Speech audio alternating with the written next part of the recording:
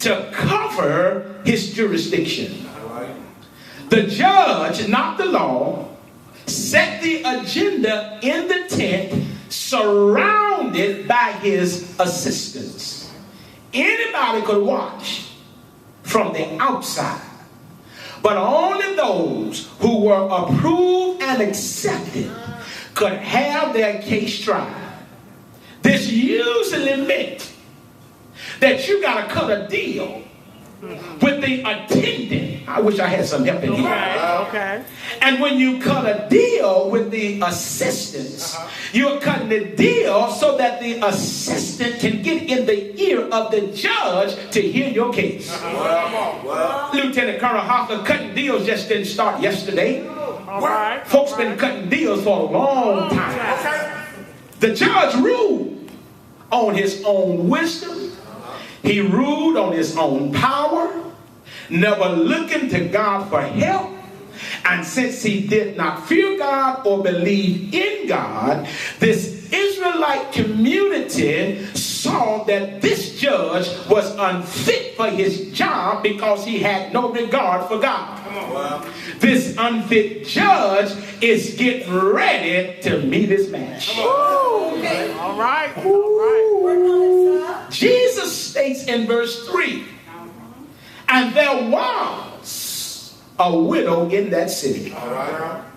She came unto him saying, avenge me of mine adversary. This local widow is pleading for justice simply because she has a dispute with her neighbor. The widow has had several factors stacked against her. First of all, she's a woman. Which means she is standing before the law, and in the society of that day, women didn't go to court. Secondly, she was a widow. I'm just trying to help somebody. I need to paint this picture because I'll let the cat out the bag. When you got the odds stacked up against you, that's a good place to press. She was a widow. She was a segment. She represented a segment of society that was often oppressed and taken advantage of legally. Lastly, since widows were associated with being poor, she had no means to pay for a bride. She had no means to cut a deal, even if she wanted to.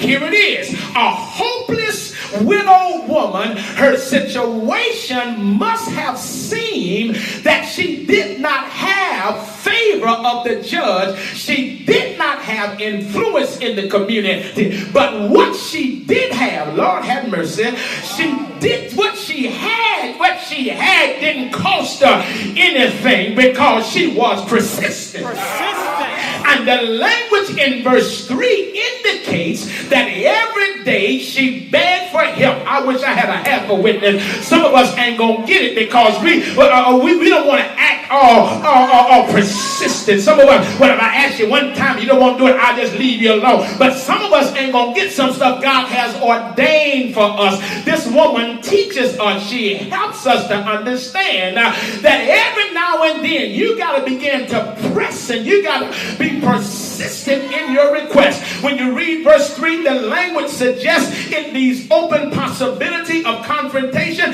Everywhere this judge went, this woman was right there in court, outside of court. She pleaded with him in front of his friends. She dealt with him in front of his colleagues. This woman didn't stop. She confronted him in the marketplace. She was confronting him in the streets. She pestered him in the market. She called him on his home, got voicemail, left a message, and when she kept calling, she kept getting voicemail, and what she did, she kept leaving her name and her number, so when you call her, you couldn't get no message through. You must understand, my brothers and sisters, her only option was to keep asking the judge to help her. She had no other alternative imperative. By the same token, I don't know how you feel about it, but prayer really wasn't on his mind. He was an unrighteous judge. He didn't know nothing about oil. You can't take him no oil. He is not interested in your oil. The only thing he could literally connect with is your own perseverance. And oftentimes we miss out on major blessings because we don't understand the art and principle of being persistent. I want to breathe life, and one or two of y'all tell you, don't give up when circumstances seem to be against you. Because your answer is not in your pocketbook. Your answer is not in your credit score. I wish I had some help in here. Your answer is not who you know. Your answer is not in your own personal influence. Your answer is in your own personal persistence. Oh, Lord Jesus. Lord Jesus. Lord Jesus. Can I suggest this? Let me symbolically take some homiletical freedom and announce, you got to learn to be stubborn. Wow! Yes, sir. When you discover you have a need, you must embrace being unmovable, unwavering, yes, sir. Yes, sir. solid, Yes, sir. firm, Yes. steadfast. You got to learn how to be stubborn. Yes, sir. So Lord ain't going to let you go. Say your blessing. Simply bless you. We don't have enough saints that are persistent. Can I give you this free? Helpful, sir. Whenever you approach anyone and they tell you no to your request, Yes, sir. what that suggests to you is that you're talking to the wrong person. All right. All right. All right. So you kindly and politely say, I need to speak to your boss. Because the truth of the matter is, you told me no. And you were supposed to tell me no based upon your level of authority. But since you have exhausted your realm of authority, I need to talk to somebody over you. Because you have not been empowered to give me a yes. Only thing you can do is tell me no. But let me speak to the one that you have to report to. And then when I run my case down to them and they tell me no, I'm still talking to the wrong person.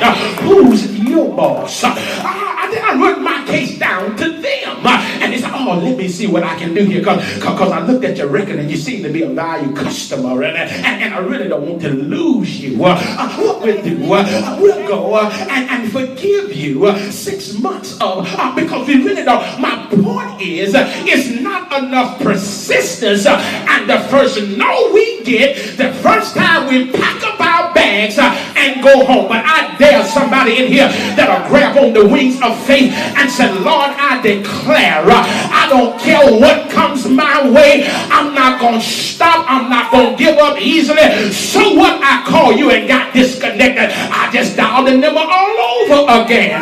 Tell your neighbor, you can't get rid of me that easy. You got to understand the power of persistence. Everywhere the judge goes, she pops up. Yes, sir. Yes, sir. My 8-year-old, he's out of here. Yes, he got. I can't use it 20 seconds. That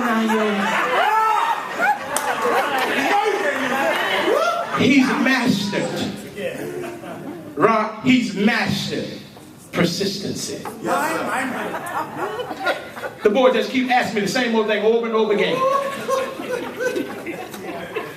And I gotta admit, he breaks me down. Feel guilty. So no time, be strong. In opportune time, I'm trying to get sleep. Daddy. Man, what you want? What?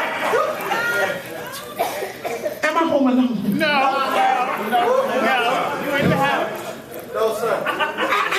Thank you, Brother Hines. I got some honest folks in here. I mean, he literally, I'm in the text, in verse 4, he says, Dad, I ain't gonna buy you no more, son. I'm just trying to say, you've been blessed, you mastered it. I mean, who you take that from, your mom or your daddy? Daddy. That's all daddy. That's all basic.